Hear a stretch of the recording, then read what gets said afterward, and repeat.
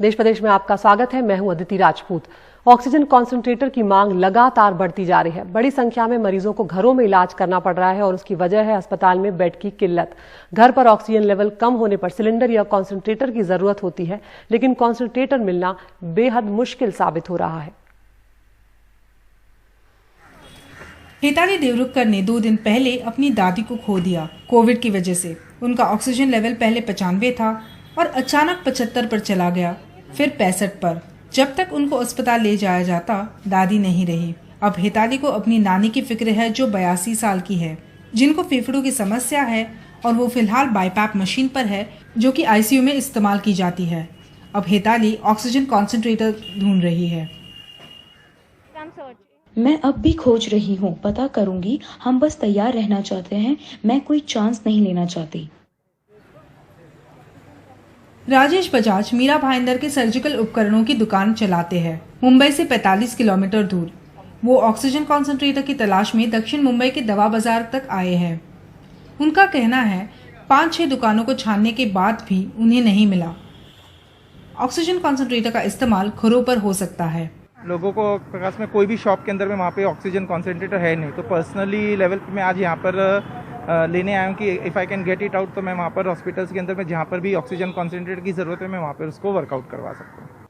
दवा बाजार में रौनक इंटरनेशनल शॉप के मालिक राजेश सराया हमें अपने मोबाइल पर ये कैटलॉग दिखाते हैं और बताते हैं कि वो चीन से मंगा रहे हैं। उन्हें आने वाले दिनों में 50 कॉन्सेंट्रेटर मिलने की उम्मीद है, लेकिन उनका कहना है कि मांग बहुत ज्यादा है। रोज 50 से 60 फोन आते हैं।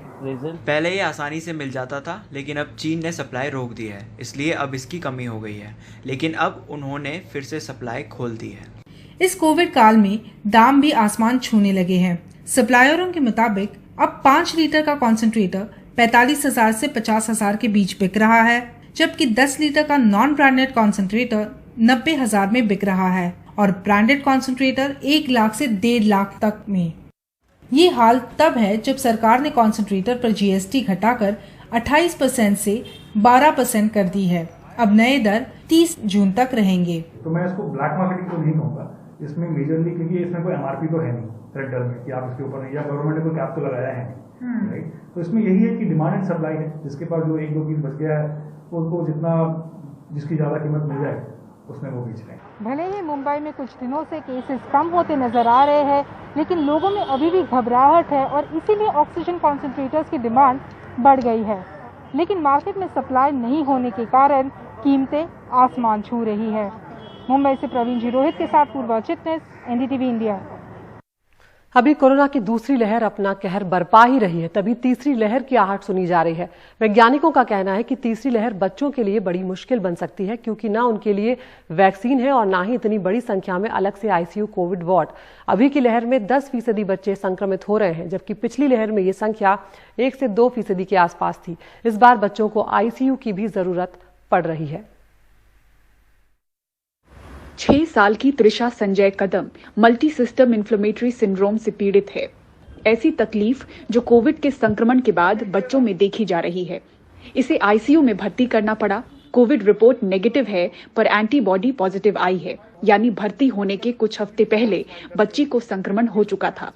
फीवर था और पेट में दुख रहा था। फिर बाद में उसको हॉस्पिटल में मंडे को एडमिट किया और उसके बाद उसको फीवर वगैरह ज़्यादा था, लेकिन पेट में दुखना कम नहीं था। फिर बाद में उसका बीपी वगैरह सब लो होने लगा और फिर बाद में डॉक्टर ने हमको कोऑपरेट किया, सब बताया कि ऐसा ऐसा है, अब अभी आईसीयू में शिफ्ट करना पड़ेगा।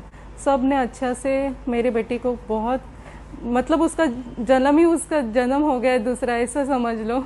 मुंबई इंटेंसिव केयर के सचिव और स्पर्श चिल्ड्रन अस्पताल के क्रिटिकल केयर के प्रमुख डॉक्टर अमीश वोरा बताते हैं कि त्रिशा का दिल सिर्फ 30 से 40% ही रिकवर हो पाया है। हम लोग ने उसको आईसीयू में शिफ्ट किया, उसको मशीन पर रखना पड़ा। उसका ब्लड प्रेशर बहुत कम था। 1 ब्लड प्रेशर की दवाई से नहीं, लेकिन 3 ब्लड प्रेशर की दवाई देनी पड़ी। उसके बाद उसको स्टेरॉइड देना पड़ा और वो स्टेरॉइड भी हाई डोज देना पड़ता है ये बच्चे को। हार्ट अभी तक फुल्ली रिकवर नहीं हो गया है। आज 1 हफ्ता हो गया है। बच्ची दिखने में तो सब नॉर्मल लगता है, लेकिन अंदर का हार्ट अभी भी सिर्फ 30-40% ही चल रहा है और इसके लिए हमको उनको फॉलोअप करना पड़ेगा। 2 हफ्ते और 1 महीने में, और आगे चल के भी कि ये हाथ बराबर हो जाना चाहिए। एक्सपर्ट्स बताते हैं कि पहले जहां 1 से 2% बच्चों में संक्रमण दिख रहा था, अब 10% में नजर आ रहा है। तीसरी लहर की आशंका के बीच बच्चों के लिए टीका न होना चिंता की बात है।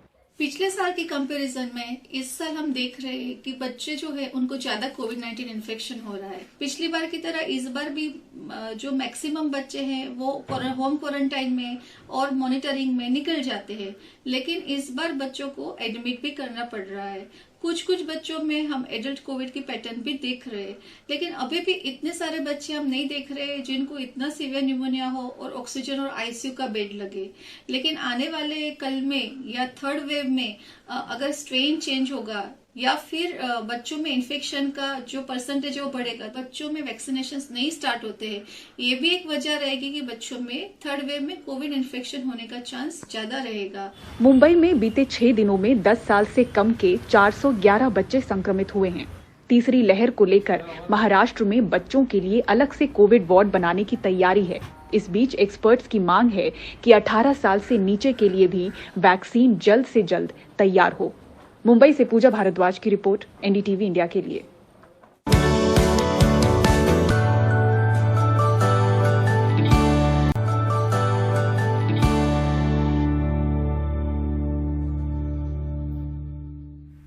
उत्तर प्रदेश में तमाम जो संकेत थे उन्हें नजरअंदाज किया गया। हाईकोर्ट की जो टिप्पणियां थी उन्हें नजरअंदाज किया गया और उसका असर जो है अब वो नजर आने लगा है, क्योंकि ग्रामीण इलाकों तक फैल गया है कोरोना।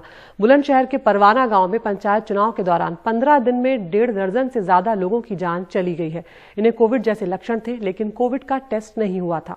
एक गांव में इतनी मौतों के बाद अब यहां पर टेस्ट करने के लिए मुनादी की गई है और टेस्ट का अभियान शुरू किया गया है। एनडीटीवी की टीम जब बुलंदशहर से 18 किलोमीटर दूर परवाना गांव पहुंची तो कोरोना जांच कराने के लिए हो रहा अनाउंसमेंट दूर से हवा में गूंज रहा था।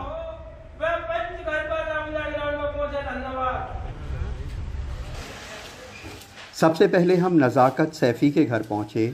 28 साल के नज़ाकत फरीदाबाद में कारपेंटर का काम करते थे। पिछले लॉकडाउन में कंपनी बंद हो गई तो गांव में अपना काम शुरू किया। बीमार हुए, सांस में दिक्कत हुई, 2 अस्पतालों में भर्ती हुए, लेकिन 22 अप्रैल को गुजर गए। ट्रीटमेंट प्रॉपर नहीं मिला था, इसलिए हार्ट की जो प्रॉब्लम हुई है, हार्ट अटैक हुआ। कभी भी उसको हार्ट की प्रॉब्लम नहीं थी, ना बीपी हाई था कभी भी उसका, नॉर्मल सिचुएशन। बाइक पे गया ट्रीटमेंट लेने के लिए, ना कि कोई एम्बुलेंस में।